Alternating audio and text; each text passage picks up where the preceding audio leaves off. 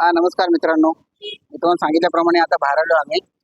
मस्तपैकी जरा एक बेत आहे, बाहेरच आम्ही खाणार आहे सगळं.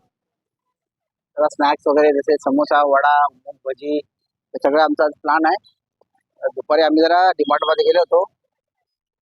आम्ही जरा दमलेलो आहे. त्यामुळे संध्याकाळी आम्ही नाश्ता न करता आम्ही बाहेरच नाश्ता करायचा बेत केलाय. त्यामुळे आता आलोय आम्ही त्या ठिकाणी. पण काय अजून मूग भजी अजून तयार नाही आहे. त्यांच्याकडे वरचा पट्टी समोसा तयार आहे. इकडचं फार मशहूर हे आहे गाडी, छान गाडी. ते वडे टाकतात आहे. मूग भजी. बरं बरं, ठीक आहे. त्यांनी आता सांगितलं की थोडा वेळ थांबावं लागेल. मूग भजी अजून वेळ लागेल. आताची वडे टाकतात आहे. बघूया आता काय बोलतात. हे दोघे पण माझ्याबरोबर आहेत, मॅडम पण आहेत, वेदांत पण आलाय. आता बघूया. मध्ये आम्ही जवळजवळ 5,000चं सामान घेतलंय. म्हणजे 2 महिन्यात आमचं सामान असतं. त्यामुळे आम्हाला काय एवढं काही वाटत नाही. आम्ही असंच खर्च केला, तर काही इश्यू नाही.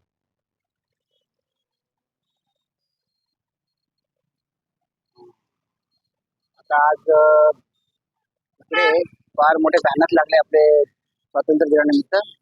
सगळीकडे खूप चांगलं वातावरण आहे, एकदम मस्तपैकी. आज ड्राय डे असल्यामुळे इकडचे सगळे बिअर शॉप वगैरे सगळे बंद झालेले आहेत.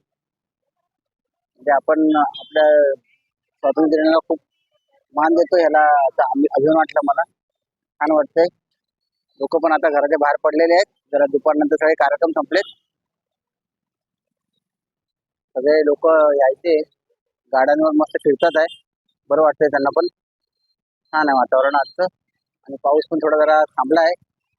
आता खूप पाऊस येण्याची शक्यता होती, आला आहे. आम्ही आता मोकळ्या वातावरणात आहे इथे.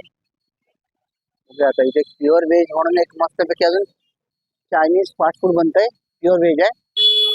तर त्यालाही आस्वाद घ्यायचा आहे, पण आमचा तसा प्लॅन नाही आहे. बघूया आता काय होतंय. अजून काय मूग भजी तयार होतात आहे. एकदम छानपैकी मूग भजी बनवतात. त्याची स्पेशालिटी आहे. आम्ही ज्याच्याकडे नेहमी येतो मूग भजी खायला, तर आम्ही मूग भजी बनवतात. मस्त मूग भजी असतात. तुम्ही कधी आला इथे तर घ्या, याचा उपयोग करून उपभोग घ्या याचा. तुम्हाला आवडेल ते. मस्त 3 प्रकारे चटण्या असतात. स्वाद एकदम मस्त असतो. खाण्यासारखं असतं, एकदम मजा येईल.